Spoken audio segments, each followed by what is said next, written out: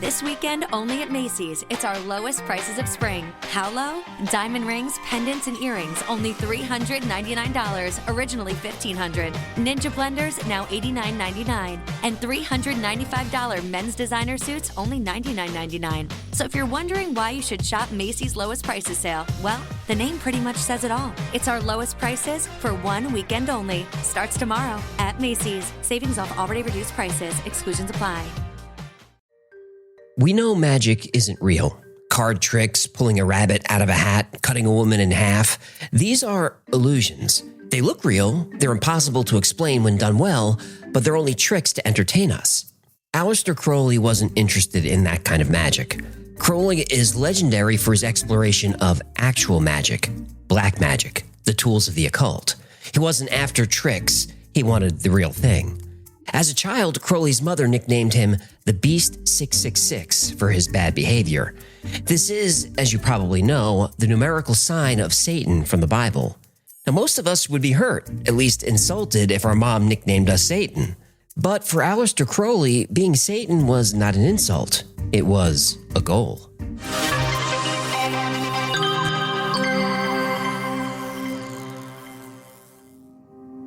Aleister Crowley was born in Warwickshire, England in 1875. His parents weren't prepared for a child that would become legend for his awful behavior.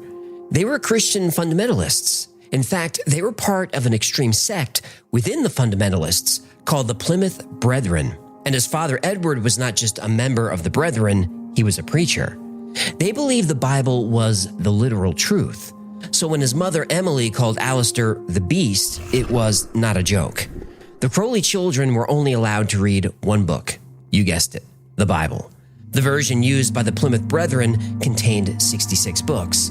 Lots of positive stories to choose from. But the book that captured Crowley's imagination as a child was the Book of Revelation. That's the one with the 4 horsemen of the apocalypse, the great harlot mother of prostitutes, and of course, the beast, which has 7 heads and 10 horns. And this is where Crowley's mother may have regretted teaching the Bible was literally true. Up until he was 11, Emily found her son to be pretty normal. But things changed in 1887 when his father was struck with tongue cancer and died. Almost immediately after the funeral, Crowley's lifetime of misbehaving began, and he embarked on a path that would make him the wickedest man in the world, according to the British tabloids. Even as a child, it was never enough to believe in evil things. He wanted to take action on those beliefs. I was anxious to distinguish myself by committing sin. He decided to prove a cat had 9 lives by subjecting one to arsenic, chloroform, hanging, gassing, stabbing, slashing, smashing, burning, and drowning before finally throwing it out a window. He became obsessed with committing the one sin that could not be forgiven, blasphemy against the Holy Spirit. So he threw his tutor, Reverend Fothergill, out of a boat in Scotland. He went on drinking and gambling binges with Archibald Douglas, a Bible salesman from Oxford. He had sex with every girl who was willing, a village girl near his day school in South London, the chambermaid on a trip to Carlisle, an actress in the seaside town of Devon. He caught gonorrhea from a Glasgow prostitute, and in his own home, he had sex with the parlor maid on his mother's bed. It was this last act that caused his mother to call him the Beast 666. Crowley wasn't rebelling against his Christian upbringing. He was choosing another path. He says so himself in his book, The Confessions. I simply went over to Satan's side, and to this hour I cannot tell why. Crowley was expelled from Eber School in Cambridge for his misbehavior. Then his mother sent him to boarding school, first at Malvern College, then Tunbridge School. He hated both and didn't last long at either. Finally, he ended up at Eastbourne College. There he developed an interest in chemistry, which would come in handy when he got deeper into alchemy and drugs with occult rituals. With each new school, Crowley became more of a juvenile delinquent.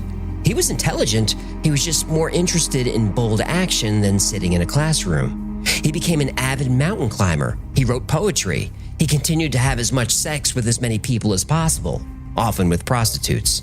He taught himself chess and challenged any and all who would take him on. He eventually played the best player in town and won. His obsessed but methodical mind, combined with his outsized ego, was a perfect fit for the game. He even considered chess as a career. When Aleister Crowley turned 21, two big things happened. First, his mother gave up thinking she could control her son and let him go his own way. And second, he became independently wealthy. It was nothing criminal, he simply reached legal age to collect his inheritance. See, before Crowley's father was a preacher, he had a successful career selling beer. Edward Crowley owned a brewing business called Alton Ale, and Aleister Crowley was one of the main beneficiaries, getting an estimated £40,000 when he turned 21, which in today's dollars would make him a millionaire. What's worse than a man determined to harness the powers of the devil? When that man has all the time and money to make it happen. Crowley went on to Trinity College at Cambridge and had every chance to start a normal life. He studied human behavior, ethics, politics, and philosophy. He chose a major in English literature, then switched to French. He didn't hide his new wealth, dressing in expensive suits, silk shirts, and floppy bow ties, which were considered stylish at the time. And he continued to pursue sex in excess. Not all that strange for a college student. He even found his first true love, a fellow undergraduate student named Herman Charles Pollitt. Pollitt was president of the Cambridge University Footlights Dramatic Club and well known as a female impersonator. This relationship was not just about the sex, and it wasn't about the sin, despite the fact that homosexual relationships were a crime in England at the time. No, this was deeper. My relationship with Pollitt was the purest and noblest relation I ever had with anyone. But Crowley had a bigger passion that would destroy everything else in his life. He was reading books on Western esotericism, in other words, the occult. I longed for illumination, for the purity of life, for the mastery of secret forces of nature. He wanted more than stories and myths. Crowley had a white-hot ambition to find rituals he could perform. Rituals that would deliver spiritual experiences and real magical powers. The young beast wanted to get into personal communication with the devil. But was this even possible? Crowley set out to find a way, which began with reading every possible book on the occult he can get his hands on. He read about astrology, alchemy, books on Hermeticism, Gnosticism, even the Kabbalah, any and all mystical or magical theories in history that turned direct experience into the divine. Then he found an occult classic that referenced a secret group. The book was called The Cloud Upon the Sanctuary by Counselor von Exckartschanzen. Some call this book a sacred text. The Cloud Upon the Sanctuary describes a hidden community of saintly beings who possess the keys to the mysteries of the universe. An invisible celestial church whose members form a theocratic republic, which one day will be the regent mother of the whole world. This wasn't ancient history. This existed in his world. This was a group he could join that promised a path to transcendent powers. Well, Pollitt wanted no part of all the occult stuff, so Crowley broke off the relationship despite his deep feelings. In the years following, Pollitt inspired Crowley to write sonnets and more love poems, and in his autobiography, Crowley called the end of the relationship a lifelong regret. But at that time, Crowley wasn't letting anything get in the way of his darker ambition. He left college, no longer caring about getting a degree. He was convinced there was a secret society out there that held the key to all his ambitions. And here's the weird part. He was right. In 1887, Dr. Wynne Westcott received an unexpected package at his London home. It was from the widow of Kenneth Mackenzie. He'd never met the widow, but he knew Kenneth. He was a fellow Freemason. But Westcott first crossed his path as a member of the Rosicrucian Order. This was a secret society dating back to the 1600s, dedicated to spirituality and alchemy. The widow sent him Mackenzie's Masonic papers to keep safe, but there was something more, something the widow may not have recognized as valuable, and it would change Westcott's life forever. Among the papers was a notebook with ciphers, a secret language made up of symbols and codes. Westcott recognized the cipher as Rosicrucian in origin and figured out it contained magic rituals. It included explanations of the symbols and ceremonies used to attain magic powers. And there was something else.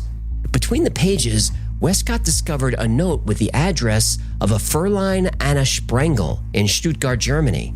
He started a correspondence with Sprengel and learned that she was an eminent Rosicrucian adept. an authority in the ancient occult society. She was also a leading member of a German occult group called Die Goldene Dämmerung, or in English, the Golden Dawn. Sprengel told him there were powerful beings overseeing the Golden Dawn. These secret chiefs were of a higher spiritual nature with miraculous powers. They watched over humanity and guided its evolution. And the secret chiefs had a message for Westcott. They wanted an English branch of the Golden Dawn. Well, who was Westcott to argue with all-powerful beings? He announced to his Masonic brothers he was, by order of the secret chiefs, establishing the Hermetic Order of the Golden Dawn. He asked fellow Mason Samuel Little Mathers to help expand the ciphers and turn them into a complete occult system. This would become the basis for their new order. Mathers combined the ciphers with rituals found in the Kabbalistic Tree of Life. He created the rules and 10 ceremonial levels, and he established the requirements you had to master before progressing to the next grade. The Golden Dawn was organized in 3 orders. Each order had 3 levels. A new member would begin in the first order as a neophyte, then a zealator, then a theoricus. Once you learn the symbols and rituals of these first 3 levels, you earn your way to the second order. This is where actual magic was practiced, and Mathers established that only second order members could have direct contact with the all-powerful secret chiefs. The third order is where the secret chiefs resided. No one was meant to reach these levels. Now, you may be wondering what happened to the 10th level. 3 levels in each order and 3 orders, that only makes 9.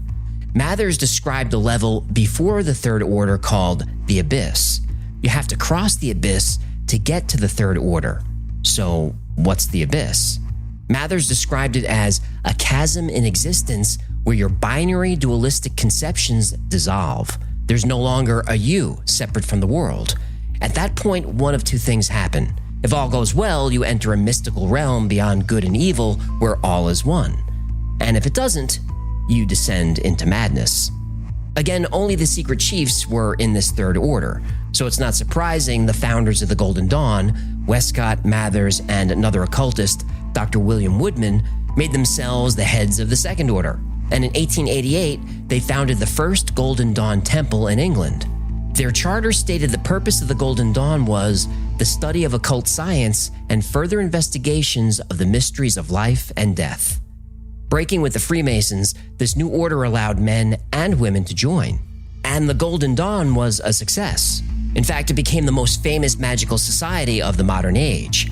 The group attracted impressive members. Most famous was the Nobel Prize-winning poet William Butler Yeats. There was also A.E. Waite, who originated the popular Rider Tarot card deck. There were hundreds of prominent scientists, actors, and authors of the time. Soon, there were 3 more temples in England, and one launched in Paris as well. But the group attracted one person they should have avoided, someone Yeats would soon call a quite unspeakable person. The day Aleister Crowley knocked on their door, they should not have let him in. But they did, and the beast used the very magic they studied to destroy them all. Back when Crowley was searching for the hidden church described in The Cloud Upon the Sanctuary, he met a practicing alchemist named Julian Baker. Baker said there was a group in London that might be of interest. For Crowley, this felt like destiny calling. He moved to London and joined the Hermetic Order of the Golden Dawn. Once there, nearly everything he did repulsed his fellow members. Crowley's poetry delved into pornography, bestiality, necrophilia, and worse. Crowley's behavior was out of control. He pursued as much sex as possible, regardless of how it impacted people around him.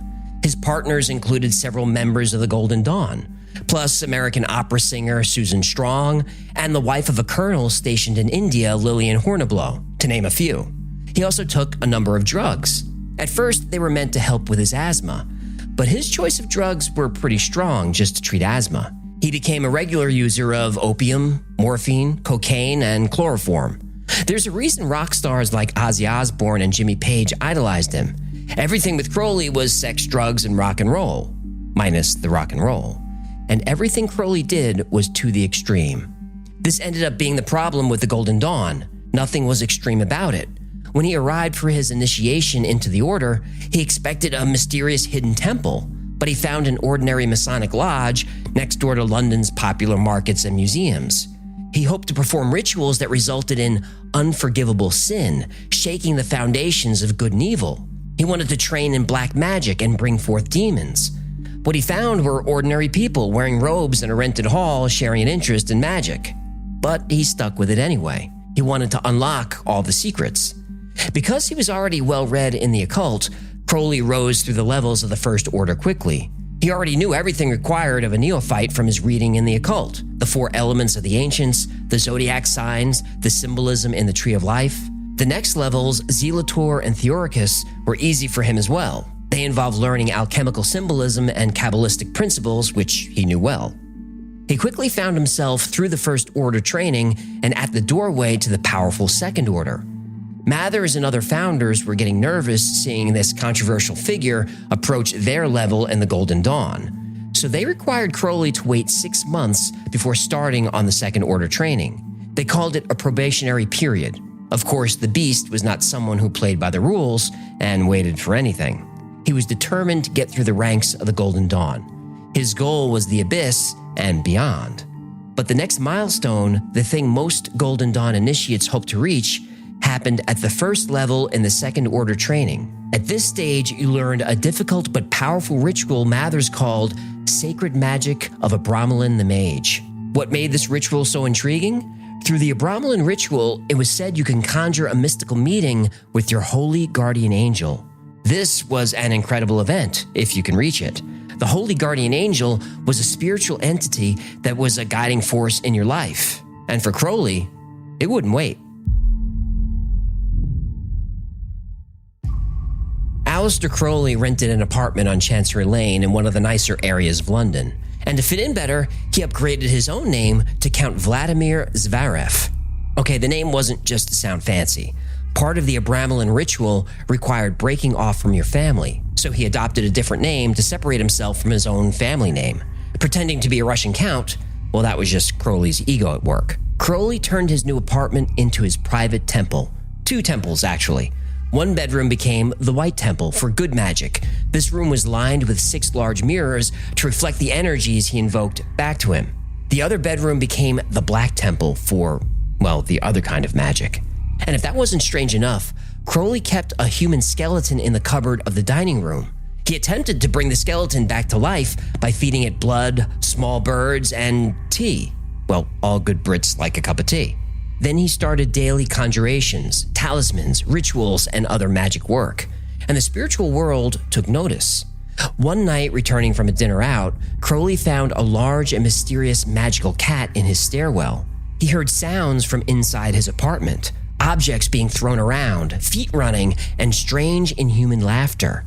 He went inside to find his White Temple had been ransacked, the altar overturned, and no less than 316 demons, he described them as shadowy shapes, they were running around the place, destroying whatever they found. The Black Temple remained untouched. Crowley decided to leave the Chancery Lane apartment. Maybe it was the demons, or maybe it was the fact that his place was under police observation because of suspected homosexual activity, which again was illegal at the time. He was determined to continue the Abramelin rituals, he just wanted somewhere more secluded. In 1899, after a long search, Crowley found the perfect home. It was in the Scottish countryside, a long, low building overlooking Loch Ness. Homes in the Scottish countryside tended to have names. Crowley's home was called the Balskin House, named after the Balskin burial ground nearby. Crowley moved all his magical mirrors and altars in, and he came up with yet another name for himself, the Laird of Balskin. He went from a fake Russian count to a fake Scottish lord. But the shadowy demons followed him to Balskin. Rather than try to get rid of them, Crowley wanted to harness their powers, but he hadn't learned the rituals to do it yet. Meanwhile, the demons caused dark things to happen all around him. Crowley's coachman, who abstained from alcohol, became a drunk. A psychic he had called in to help him decided to return to London, gave up her calling, and became a prostitute. One of Crowley's workmen tried to kill him. One day when Crowley was at the local butcher waiting for an order, he absent-mindedly jotted down some demonic names on the bill, and the spirits took advantage. The butcher accidentally sliced through his own artery. Through all this, Crowley continued to focus on Abramelin's magic and manifesting his holy guardian angel. But back in London, Crowley's misdeeds and rogue attempts at magic were infecting his reputation with the Golden Dawn. The members of London's premier magic society were unhappy with reports of criminal sexual activity at Chancery Lane and the rogue black magic of Count Zverev and his drinking and womanizing and drug-taking. Even Julian Baker, the alchemist who introduced Crowley to the group, concluded Crowley was a man without principles. It didn't help that the Trades Protection Association had blacklisted Crowley for bad debts. It all became too much for the group. It was decided Crowley would not be allowed to progress up the levels of the order. The door they never should have opened in the first place was now closed to him. Of course, they were naive to think that this would stop Crowley. The beast would not stop until his dark magic ruled them all. A few years earlier, the first founder of the Golden Dawn, Dr. William Westcott, decided to leave the group. He wanted to focus on his actual career as the Crown Coroner. In this role, he would investigate unexplained deaths in the royal household. Apparently, associating with occult groups didn't jibe well with the Queen. Around the same time, another founder, William Woodman, passed away. That left Samuel Mathers as the leader of the order. But Mathers wasn't in London when the Crowley controversy grew to a head. In 1894, he moved to Paris with his wife and oversaw all aspects of the Golden Dawn from there. And the members of the London Temple were very unhappy with the way Mathers ruled their temple from across the channel. When they refused Crowley's request to move up to the Second Order, they did it without Mathers' authority, which is why on January 13th, 1900, Aleister Crowley got on a boat and crossed the English Channel. Mathers found Crowley at his door in Paris, dressed in a full Scottish Highlander getup, a perfect outfit for his fake Scottish title as Lord of Boleskine House. Crowley requested initiation into the next level of the order directly from its sole leader. Mathers, only too happy to overrule his unruly flock back in London, said yes. And it was a huge mistake. As far as Crowley was concerned, he was now a member of the Second Order. But when he returned to the Golden Dawn's offices and asked for the rituals that went with his new grade, he was refused. The temple did not recognize his initiation. This, of course, meant they didn't recognize Mathers' authority. Crowley then decided he would fight Mathers' cause and take possession of the Second Order's offices. He got help from another member, Elaine Simpson, who was, of course, also his mistress, and he brought along the bouncer from a local pub, in case magic wasn't enough. Turns out it wasn't hard for Crowley to force his way in. There was only the acting secretary, Miss Cracknell, in the way. Miss Cracknell alerted the other Second Order members. They arrived to find Crowley had changed all the locks on their rooms and written his name on the list of the Second Order initiates. They called the police, and Crowley had to leave. But 2 days later, he returned in full Highland dress, complete with black mask, dagger, and gold cross. He brought his mistress Elaine back as well. Apparently, the bouncer had enough because he didn't show for the second battle. After a long standoff with Yates and other Second Order members, the police again forced Crowley to leave. Yates ejected both Mathers and Elaine from the order. Since Crowley was never in, as far as they were concerned, he was never officially excommunicated. And like a pit bull who won't be pulled from his dinner, Crowley kept fighting. He took the Golden Dawn to court to claim his status, but he lost there too, and had to pay the legal costs on top of it. Crowley returned to Paris, thinking Mathers might yet provide a way into the deeper spiritual levels of the Golden Dawn. He still believed the rituals were tied to ancient Rosicrucians and offered a path to transcendent powers. But Mathers revealed he wasn't really in contact with Anne Sprangle, and she was the only connection to the secret chiefs that gave the Golden Dawn its spiritual authority. Crowley discovered Mathers had been talking to a Mrs. Horos instead. Horos convinced Mathers that she was, quote, the most powerful medium living, and was communicating the wishes of Sprangle from beyond. Because Sprangle was dead. She passed away 10 years earlier in 1891. And these secret chiefs who held the keys to humanity and its evolution? Well, they had no connection with Mathers at all. In fact, Mrs. Horos was a con artist named Editha Salomon. And along with her husband, they stole the Golden Dawn secrets and started their own college of occult science. And let's just say you didn't want to attend that college. The con artist couple ended up in prison for 15 years on charges of theft and rape, among other offenses. Mathers had been swindled. And so Crowley was going to have to look elsewhere for direction, because he left the Golden Dawn and its last founder completely destroyed. Aleister Crowley kept practicing his magic. He traveled the world, developing his skills in the supernatural.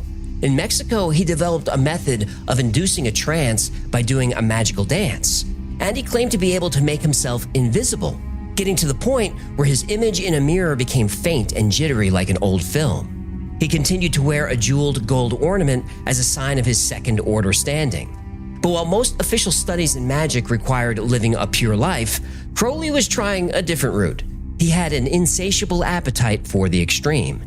In Colima, Mexico, he tried to climb an active volcano but had to stop when his boots caught fire. In El Paso, Texas, he watched a man have his eyes gouged out over a card game.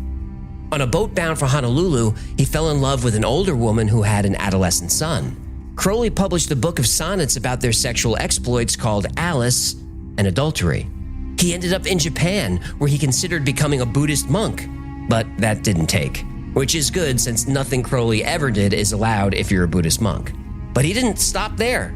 He went big game hunting in India. He attempted to climb the 25,000-foot Chogori Mountains in the Himalayas. He disguised himself as a poor Muslim and entered Mecca, and he was allowed into a secret shrine where he sacrificed a goat to Bhavani, a Hindu god. He got as high as 21,000 feet on the famous K2 before turning back. He visited Cairo but skipped the pyramids in favor of Shepherd's Hotel, a famous Egyptian bar. He made such an impression there, he's mentioned to this day among its most illustrious guests, along with Sir Arthur Conan Doyle, Mark Twain, and Noel Coward. Crowley found his way into the crowd of artists and poets at the Le Charte Blanc restaurant in Paris. There he wrote a collection of pornographic stories that impressed no one. The writer Somerset Maugham crossed paths with Crowley during this time. He was unbecomingly boastful, but the odd thing was that he had actually done some of the things he boasted of. Wanderlust soon found Crowley back in Scotland. Here he found an unexpected path back into the spiritual world. It came in the form of his friend Gerald Kelly's sister. Her name was Rose. And after all this time, Rose was about to introduce Crowley to his holy guardian angel. Rose Kelly was an unusual woman in Crowley's world. Because he wasn't interested in her romantically, she was the sister of his friend, and that was all. Until Crowley learned she had marriage proposals from two men and didn't love either one. And she was having an affair with a third man who was already married. On top of all that, she lied about being pregnant and bought clothes with the money her family gave her that was supposed to fund an abortion. This was a woman Crowley could relate to. He had the urge to step in and save the day. He put on his Highland gear and offered Rose a way out of her controversies. She should marry him. His proposal at the time was meant to be purely practical. There would be no romance. They could lead their own lives, but she would be freed from family pressures. Rose agreed, and they became husband and wife. And then Gerald Kelly found out and tried to punch Crowley in the face. And her family hired lawyers to get her out of the marriage. But Crowley insisted. Rose was his wife, and there was nothing anyone could do about it. It was a scandal in the sleepy Scottish Highlands, and Crowley loved every bit of it. And it wasn't long before Crowley actually fell in love with Rose. My Rose is one of the most beautiful and fascinating women in the world. He was so in love, he sent Arabella, the housekeeper he was sleeping with, back to London. Crowley continued his extreme adventures around the world, but now he had a partner. He took Rose to Paris, then to Cairo, and this time Crowley visited the pyramids. But of course, just seeing the pyramids wasn't extreme enough. He persuaded a guard to allow the new couple to spend the night in the king's chamber of the Great Pyramid. Once inside, Crowley practiced his magic. He attempted to invoke the god Thoth, an ancient Egyptian god associated with wisdom and writing. Rose was happy to help. A match made in heaven. Well, a match made somewhere, anyway. As Crowley read the magical invocation from inside the pyramid, an astral light filled the chamber. They no longer needed candles. But that was not enough for Crowley. The adventure continued. The next stop was Ceylon, which is now Sri Lanka. Here he pursued more big game hunting. And then they discovered Rose was pregnant. Crowley and Rose rented an apartment in Cairo. To entertain her, he repeated the ritual that worked so well in the king's chamber, and the magic worked again. But not in the way Crowley was expecting. Rose began saying things out of character, things that made no sense. She said the phrase, "They are waiting for you." She told Crowley he offended the god Horus, son of Isis and Osiris. Rose knew nothing about Egyptian mythology. Something was communicating through her. She went on to explain how Crowley could invoke Horus. The instructions sounded crazy to him, but the next day, they visited the Antiquities Museum for the first time, and Rose mysteriously gravitated to a slab depicting none other than Horus. She had no knowledge of how he might be depicted. In fact, the particular slab she found showed Horus in an unusual form, but she still picked it. So Crowley became convinced her bizarre instructions, supposedly from Horus, were worth trying. So Crowley put on his robes and performed the ritual as Rose instructed. Rose channeled the god Horus, and in the voice of Horus, told Crowley that the equinox of the gods has come. A new era in mankind's history had arrived, and he was its chosen voice. It would be through him that the word of Eon would be expressed. He was, in short, the Messiah, whose task it was to forge a link between mankind and the spiritual force making its presence known. Crowley knew exactly what this meant. The secret chiefs were making contact. But Rose wasn't done. She informed him that he was going to meet his holy guardian angel. The angel's name was Aiwass. Aiwass was a secret chief of the grade Ipsissimus, the highest grade that existed. And Aiwass had a message for him. At noon on April 8th, 9th, and 10th, Crowley was to sit at his desk and write down what he heard. This was an astounding message to hear. But what was more astounding was what happened next. On April 8th, Crowley did sit down at his desk, and he took out his fountain pen and waited. Over his left shoulder, Crowley heard what he described as a musical voice from the farthest corner of the room. For the next hour, Aiwass dictated the basis for a new religion. On April 9th and 10th, it happened again. When it was done, Aleister Crowley had the text of a lifetime. He had written what he's famous for, the Book of the Law. The Book of the Law should have changed everything for Crowley. Here was a sacred text that described the dawning of a new age for mankind, and the instructions for this age fit Crowley's character perfectly. If the previous eons were Isis, associated with the matriarchy, or Osiris, associated with the current patriarchal age, the new aeon was for the crowned and conquering child. This is the time we can realize ourselves as gods. The religion is based around the word thelema, which means will. The Book of the Law has a key motto built in: do what thou wilt, as in do what you will, as in do whatever you want. Revel in liberty and joy without restriction. This would be the foundational text of Crowley's religious system called thelema. Again, this achievement should have changed everything. But when it came to do what thou wilt, for Crowley that meant not really wanting to do anything about this whole new religion thing. Being a messiah was a lot of work. So he made copies of the book and sent it to several occultists he knew. And then, in his words, he put aside the book with relief, and he returned to Boleskine. Once home on July 8, 1905, Rose gave birth to Crowley's first child, a daughter.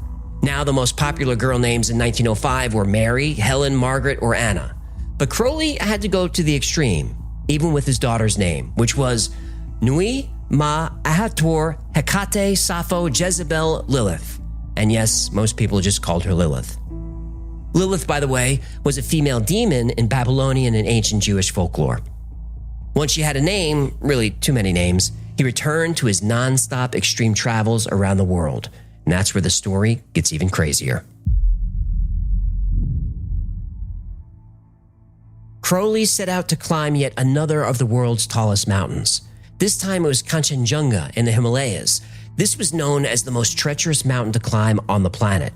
So it wasn't a good fit for Crowley's reckless climbing style, especially given he had a new daughter. Crowley knew that this was a risky move. He even made out a will requesting he be buried with his golden dawn robes, a crown, and a wand in a sealed vault with vellum editions of his books. Crowley made it back from the expedition, but several of his party weren't so lucky. One of his fellow climbers and 3 porters would die on the mountain.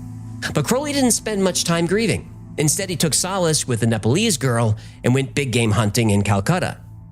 He also used his magic to make astral visits with his old flame, Elaine Simpson. He even claimed to make astral love.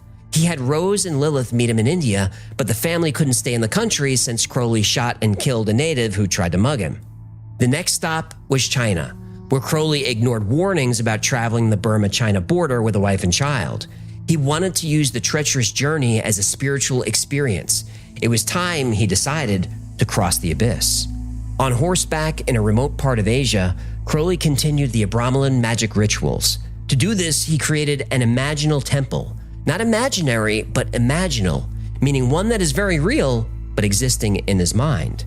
Crowley used Mather's Goetia, which is a ceremonial magic to conjure spirits or demons, and combined this with the Bornless ritual, which was from ancient Egypt. He visualized his temple inwardly while yelling out his invocations in the Asian wilderness. In the end, when his China trek was done, he believed he had successfully crossed the abyss. Crowley had achieved the knowledge and conversation of his holy guardian angel. He was no longer Crowley the man, but Crowley the babe in the abyss.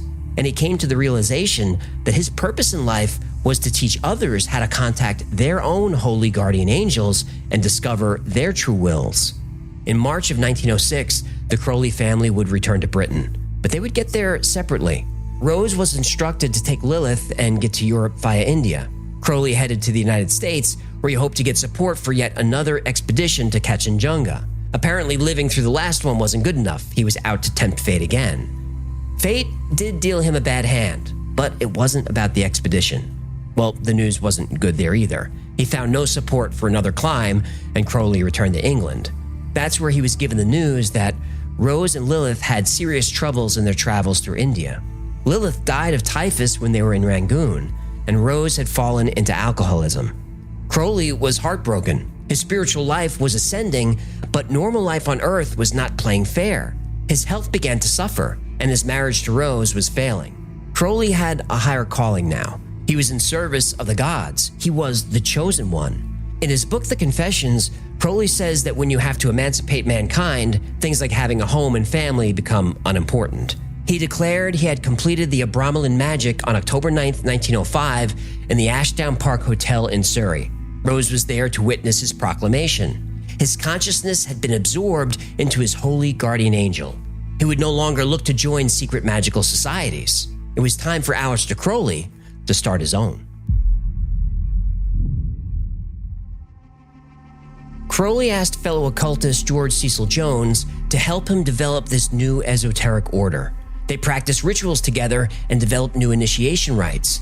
Crowley composed original books of verse, Liber 671, Liber Pyramidos, Liber 7, Liber Cordus Cincti Serpente. These would become the holy books of Thelema, and he would continue to write more, 13 in all. These books would be the basis for a new magical order. In 1907, Crowley and Jones founded the successor to the Hermetic Order of the Golden Dawn. The basis of the teachings would be Crowley's own Thelema framework, and the order would be called the Argentium Astrum, or the Silver Star. Now, why a silver star? The star was a sign of spiritual illumination used in all the esoteric traditions Crowley mixed into his new religion, including Hermeticism, Kabbalah, and alchemy. But the real answer was in Crowley's Book of the Law. The whole philosophy is based on the phrase, every man and every woman is a star. Crowley's words suggested a potential for every person to reach a higher state.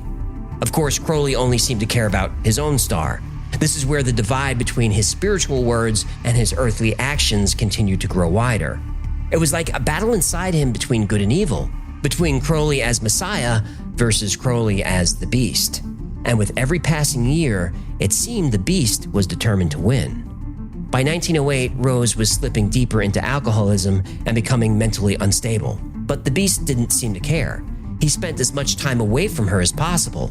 He had an apartment with Rose, sure, but he still had the Boleskine home, and he would often entertain friends and pursue affairs in London's West End. But that wasn't enough.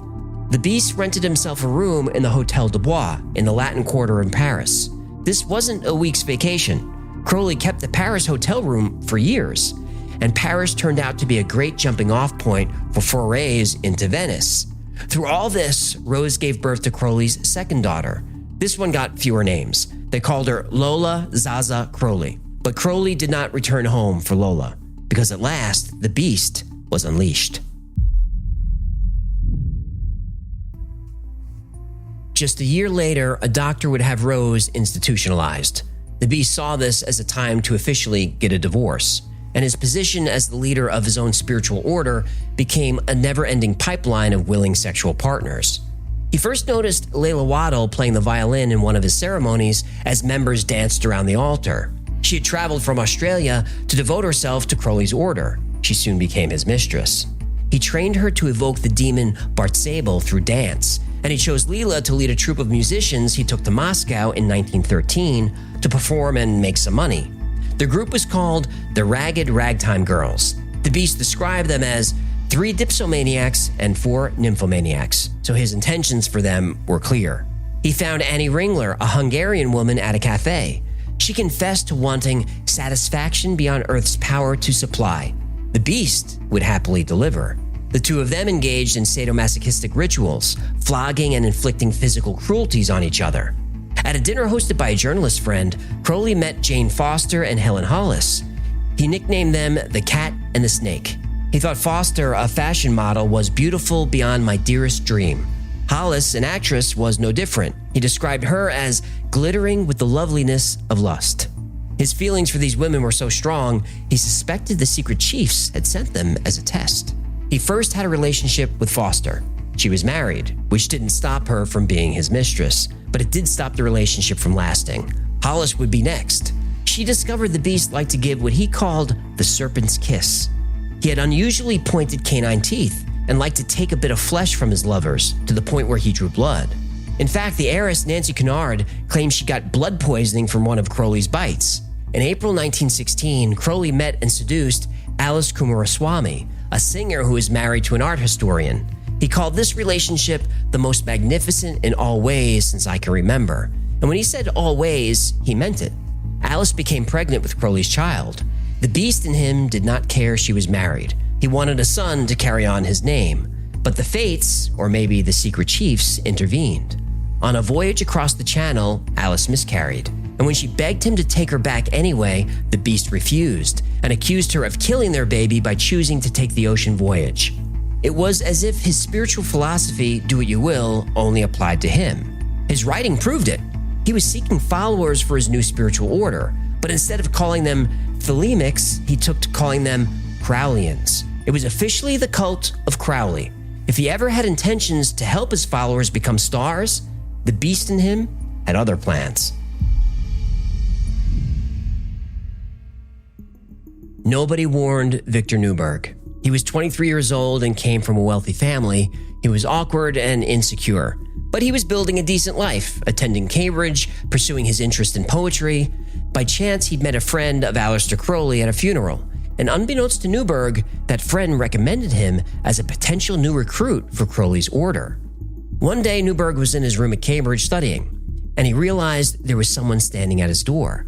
Unannounced, the Beast had arrived, and Newberg would never be the same. Sure, Crowley recognized Newberg's potential talent as a poet. He told the younger man he showed signs of promise, but Crowley was much more interested in Newberg's insecurities. The Beast saw a servant in need of a master. Newberg joined Crowley's Argentium Astrum order and started his training. This was a little different than his Cambridge studies. Crowley's training involved eating hashish. Newberg was told it was to help stimulate astral travel. Crowley subjected Newberg to sadistic practical jokes. Newberg was told it would liberate him from repressions. At parties, Crowley got Newberg drunk on Pernod and laughed as the young poet made embarrassing advances on women. When the Beast discovered Newberg was a virgin, he had one of his many lovers, an artist model named Euphemia Lamb, pretend she was in love with Newberg. The naive student fell for it, so much so that he proposed marriage to Lamb. But the Beast was not done with his plan. He took Newberg to a brothel. Then he yelled at Newberg for betraying his new bride. Newberg begged Euphemia for forgiveness. She would have none of it. Newberg was crushed, thinking he destroyed his marriage. Only then did Crowley reveal the whole thing was a joke. But Crowley's plan had worked too well. Newberg didn't believe it was a joke until reality hit him right in the face. Newberg was humiliated to find Euphemia naked on Crowley's bed enjoying a post-sex cigarette. Crowley insisted it was all for Newberg's benefit. The Beast was slowly destroying his student. Newberg's training was far from over. Crowley and Newberg became more than teacher and student. Not surprising, given Crowley's astounding sexual appetite. Crowley took Newberg on a trip to Spain, which involved a grueling hike in the middle of summer. In between hiking, the Beast would combine magical training with sadomasochism. Newberg believed he was practicing occult disciplines. Crowley had him convinced. This involved Kabbalistic meditations where Newberg would hold certain positions while having visions of mystical creatures dismembering him. Crowley also made Newberg sleep naked for 10 days in the cold on a bed of gorse, which is basically a spiny shrub. When Newberg studied anything outside of Crowley's instructions, he was punished, sometimes whipped with a switch. And in one of the more extreme trainings, Newberg was made to practice the discipline of Liber Jorgerum. This is where every time a student uses the word I, he's penalized with a slash of a razor to his arm. But Newberg stayed with Crowley, even with all the mistreatment. He traveled with Crowley to the desert of North Africa to practice their magic. And here we learn one reason why Newberg was so fascinated by his teacher and stayed loyal to him. Crowley really was in touch with higher powers. On December 3rd, the two of them climbed a mountain in Algeria. There they performed magic rituals. They built a circle of stones and an altar, and Crowley sacrificed himself, which basically meant they had sex, but they meant it as a magical ritual. And Crowley claimed to have visions in which the masters of the temple admitted them into their company. Crowley felt that he had reached a higher level through these visions. The masters said his name was now Nemo, or No One, and he joined his fellow adepts in the city of the pyramids. And if this was all that happened, Crowley would have considered their magical trip to the desert a success, but they weren't done yet. Crowley felt that to fully cross the abyss, he needed to confront Choronzon, a mighty demon. And rather than evoke Choronzon to physical form, Crowley's plan was to become possessed by the demon. To make this happen, Crowley sat in a traditional triangle of evocation. Newberg would sit in a magic circle during the evocation, which would protect him. The Kabbalistic names of God were traced in the sand around the circle. They then sacrificed 3 pigeons and used their blood to supply energy needed for the manifestation.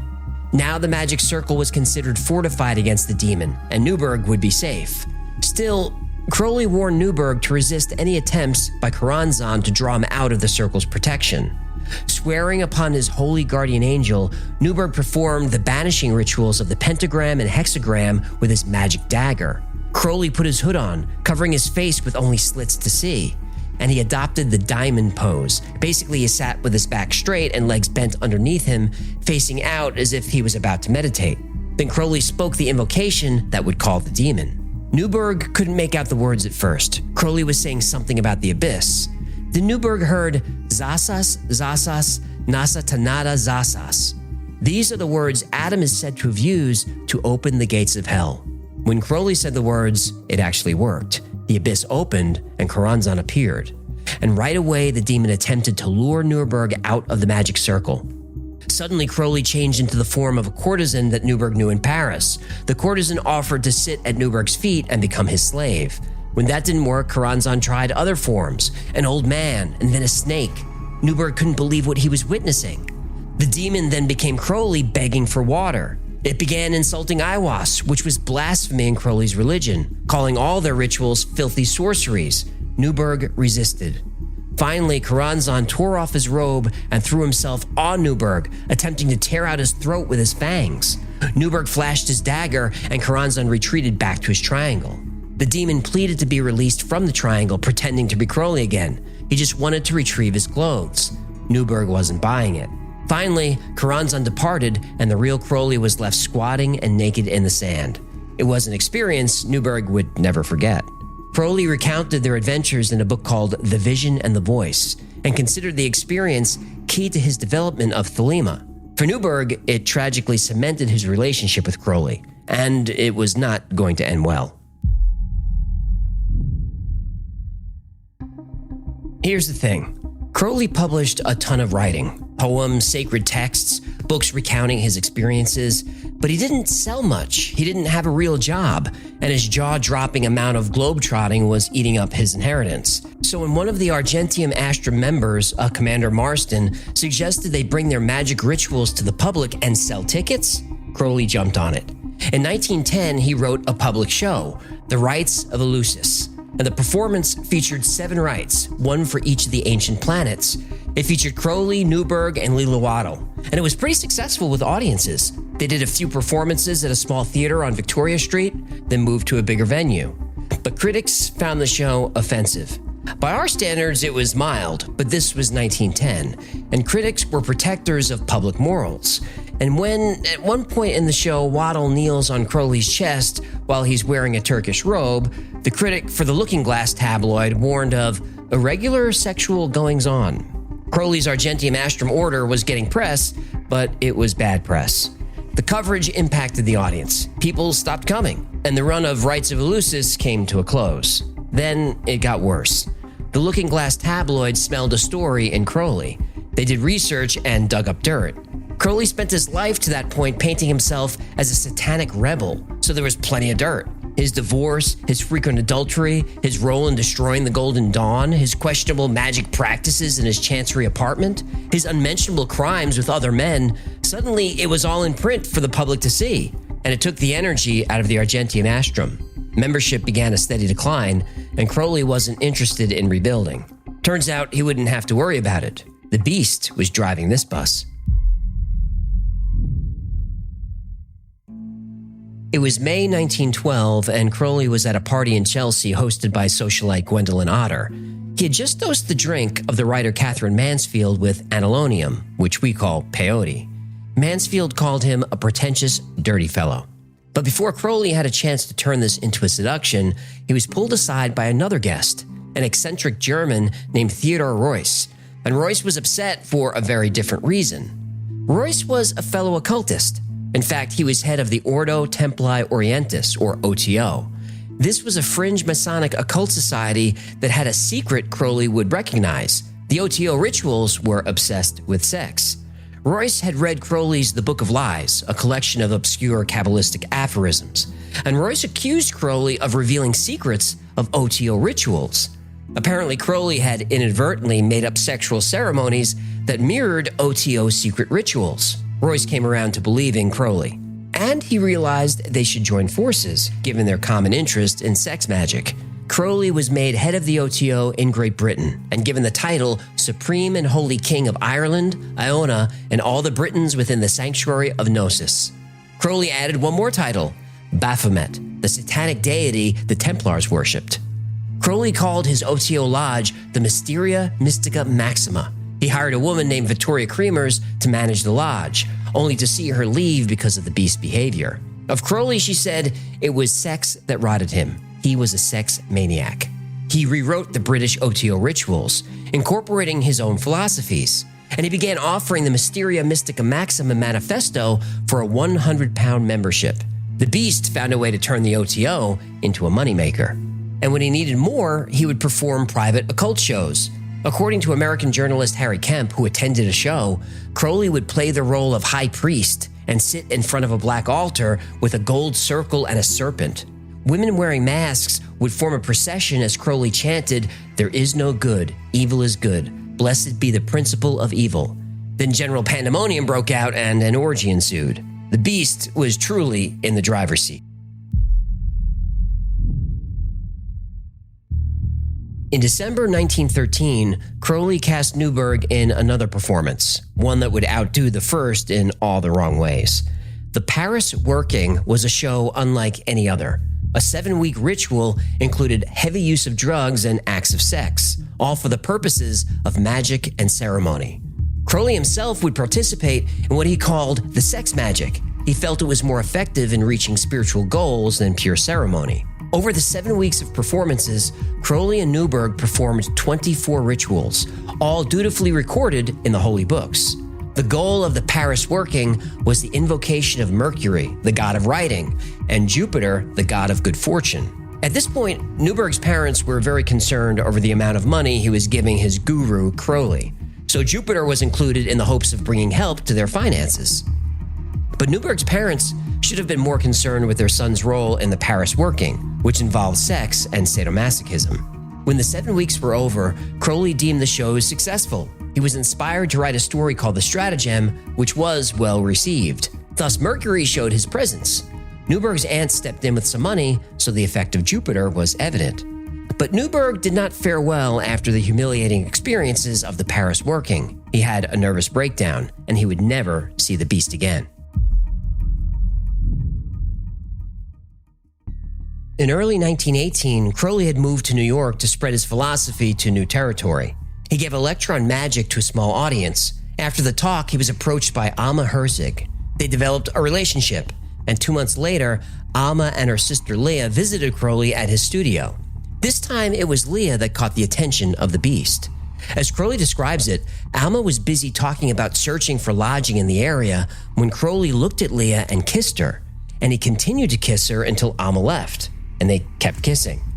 Leah became a regular at the studio and served as a nude model for Crowley's paintings. Before long, she found herself kneeling in a magic circle painted on the floor, being initiated as Crowley's new Scarlet Woman. She was officially part of the beast's world. Having had no success in New York, and rumor was he was escaping a string of bad checks as well, Crowley returned to England with Leah. Once there, he developed health problems. He had bronchitis, and his asthma was acting up. The doctor offered a powerful solution. He was prescribed heroin, which was legal at the time. Not surprisingly, this began an addiction that lasted the rest of Crowley's life. This also began another round of globetrotting. He took Leah, who was now pregnant with his child, and sailed from England to Paris with the plan to find a suitable home for Leah to have their child. On board the ship, the beast ruled once more. Leah made friends with another passenger named Nanette Shumway. Of course, Crowley ended up sleeping with Nanette, with Leah's full approval. But as the trip continued, it became clear Nanette wanted to replace Leah as Crowley's partner. Leah gave birth to Crowley's third daughter on February 26, 1920, and they named her Anne Leah. Nanette wasn't giving up. She committed to Crowley's magical regimen and announced that she too was pregnant. The beast continued to do whatever he wanted, and his new extended family searched for a home. They wanted to establish a magical community in a warm climate where Crowley could recover his health. They decided on Cefalù, a small fishing port near Sicily. And with Crowley's remaining inheritance, they found a rundown farmhouse and established new headquarters. The house was christened the Abbey of Thelema. Crowley made himself a throne and burned incense, and he surrounded his throne with low stools for whatever flock might visit. He decorated his room, which he called his Chamber of Nightmares, with his own paintings, which were, let's just say, not safe for work. The farmhouse had no toilet. Visitors found the place filthy and it smelled awful. But Crowley made up for that by offering a variety of drugs for all to use, including cocaine, heroin, ether, morphine, opium, hashish, alcohol, and tobacco. The beast even allowed the children to try drugs and witness sexual rituals that were a regular part of the Thelemic life in the Abbey. The belief was this would save kids from any shame over these acts. After a time, the drugs began to affect them mentally. Leah claimed she saw Crowley in different parts of the house simultaneously. Crowley would wake up in the middle of the night in absolute horror. They both heard ghosts in the house, footsteps, voices, and a strong sense of another presence in the room. But there were no ghosts, only a beast to lead them all. The summer passed and fall brought more tragedy to the beast. And Leah was sick and was not getting better. Leah brought the child to a hospital in Palermo, but medical treatment didn't help. She died. And Leah, pregnant with yet another child, miscarried. Leah believed Nanette was behind it, and the beast agreed. He banished Nanette from the Abbey until she gave birth to his first child. Things were getting dark in the beast home. Nanette soon returned with a daughter, who they named Astrarte Lulu Panthea. And soon after that, it became clear the Abbey was no place to raise children. A recruit named Cecil Russell arrived in November. He was thrown out of the U.S. Navy for injecting a huge dose of cocaine and attempting to burn a piece of glass through sheer will. In other words, he was nuts.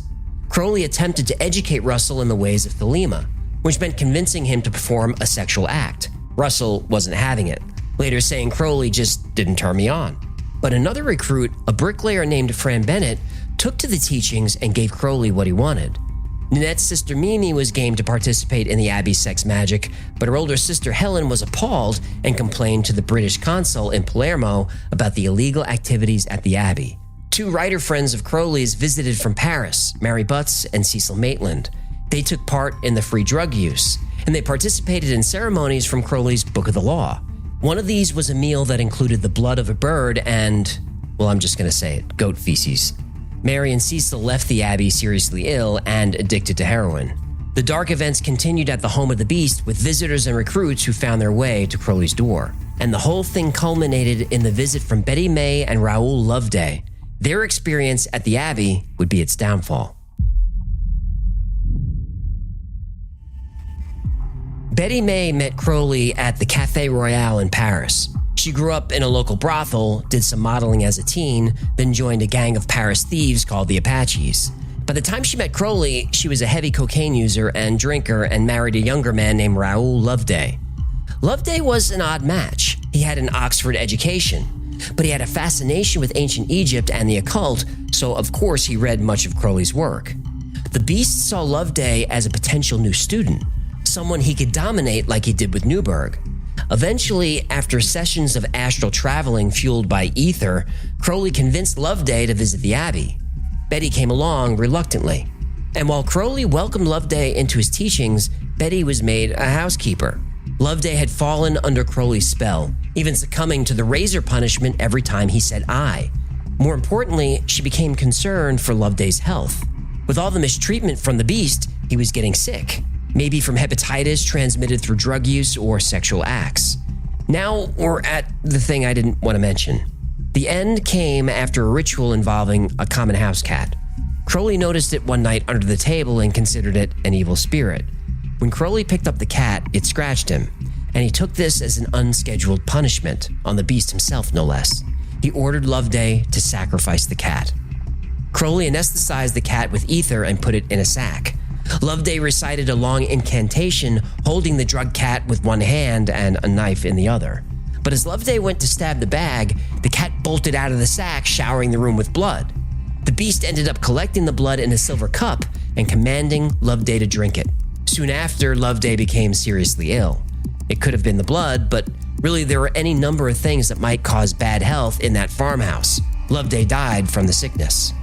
Crowley became seriously ill as well. He was bedridden for weeks, but he would live to see his abbey ended. When Loveday's remains were returned to England, the tabloids got wind of the story. The newspaper The Express called Crowley the King of Depravity and detailed the filthy conditions at the Abbey. They included the details of children forced to witness sexual rites and rooms filled with drugs. They even mentioned Crowley's pornographic paintings. It turns out The Express has some pretty important readers, and one of them was none other than Benito Mussolini. That's right, the Beast was too offensive even for one of the worst dictators in history. Il Duce was also cracking down on secret societies in general, so Crowley had no chance. Mussolini ordered him out of Italy immediately. The Beast lost his abbey and had reached the apex of his dark magical career. He needed nose operations from the damage caused by sniffing heroin and cocaine on a daily basis. He confessed to having no strength left or interest in anything.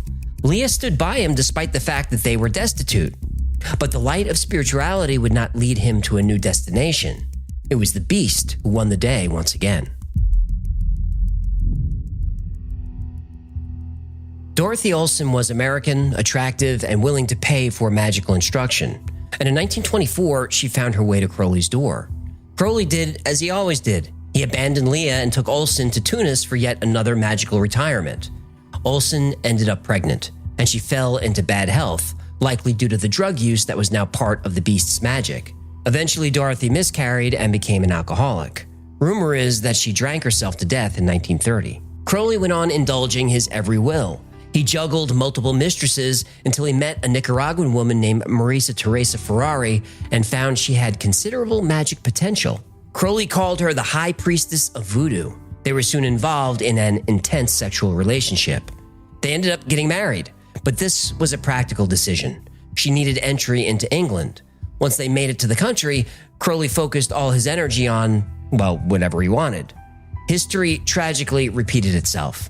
Maria became a very serious alcoholic and mentally unstable. She would end up in an institution for the rest of her life. Meanwhile, Crowley managed to publish his magnum opus, Magic in Theory and Practice. But despite hiring a publicity agent, the book was not a success. The Beast was approaching the last phase of his life with resources running out. In 1934, Crowley was declared bankrupt. He lost a court case in which he sued his friend, the artist Nina Hamnet. In her 1932 book, Laughing Torso, she called him a black magician. Hamnet had been a member of Crowley's Argentium Astrum order, and she promised that her book treated Crowley nicely. But when Crowley read the book, he found some very unpleasant details about the goings-on in his abbey, including that thing with the goat. Turns out the judge, Justice Swift, was easily convinced the Beast did indeed perform the dark arts. Swift made quite a statement to this fact. I have been over 40 years engaged in the administration of the law in one capacity or another. I thought that I knew of every conceivable form of wickedness. I thought that everything which was vicious and bad had been produced at one time or another before me. I have learnt in this case that we can always learn something more if we live long enough. I have never heard such dreadful, horrible, blasphemous, and abominable stuff as that which has been produced by the man Crowley, who describes himself to you as the greatest living poet. It's hard to imagine a better summary of the beast, a man who created inspiring works of religious writing and philosophy, yet who lived as he promised in childhood on the side of evil. After the case was over, Crowley was approached by 19-year-old Patricia Doherty. She'd attended the trial and thought it was a travesty, and right there she offered to be the mother of his child. He agreed, and Doherty would eventually give birth to Crowley's only son in 1937. They would name him Randall, but Crowley would call him Ataturk. His son passed away in 2002. On March 21, 1944, Crowley undertook what he considered his crowning achievement. He published the Book of Thoth, his essay on the tarot. The book sold well enough to get him through the Blitz of London, but not much more. Crowley died penniless in a Hastings boarding house in 1947. He somehow made it to 72 despite a life of drug use and excess. In the end, his pursuit of extremes made him a legend, and his passion for sex and drugs made him an icon among rock musicians. In fact, his face is on the cover of the Beatles' Sgt. Pepper's album. Crowley is top row, second one from the left, before Mae West. And if you ever visit the National Portrait Gallery in England, celebrating important British figures in history, he's there too. His portrait's on the wall with Winston Churchill, Virginia Woolf, and James Joyce. His bio calls him a writer, mountaineer, and occultist. It also notes he has many names, including Master Therion, Baphomet, and of course, the Great Beast, 666. His mother would be proud, or maybe horrified. Did Aleister Crowley really master the magical powers to harness demons? If so, maybe it was the demons who controlled him. The week before he died, he went to his doctor who gave him tough news. Crowley had a respiratory infection and would not live much longer. Crowley told him, "If I go, you're going with me." A week later, Crowley passed away. He still had an Abramelin talisman in his pocket, stained with blood from his lifelong devotion to magic, the real kind. 24 hours later, his doctor passed away. They say it was from natural causes.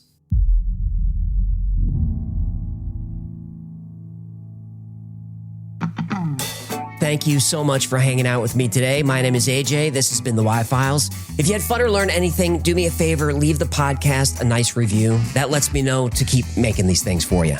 And like most topics I cover on the Y-Files, today's was recommended by you. So if there's a story you'd like to learn more about, go to theyfiles.com/tips.